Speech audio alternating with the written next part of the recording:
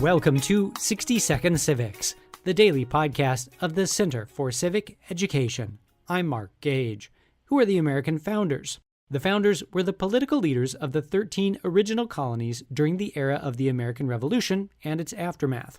They were also key figures in the establishment of the United States of America and in framing and ratifying the U.S. Constitution.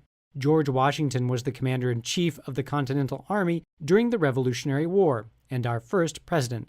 George Mason was another Virginian and an influential founder.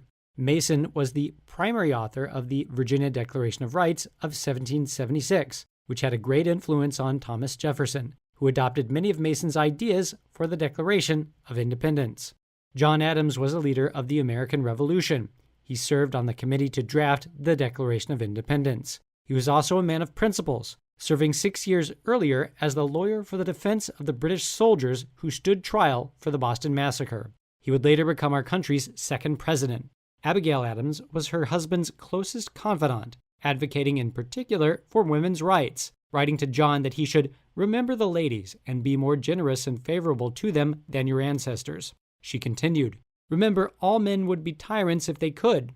If particular care and attention is not paid to the ladies, we are determined to foment a rebellion and will not hold ourselves bound by any laws in which we have no voice or representation."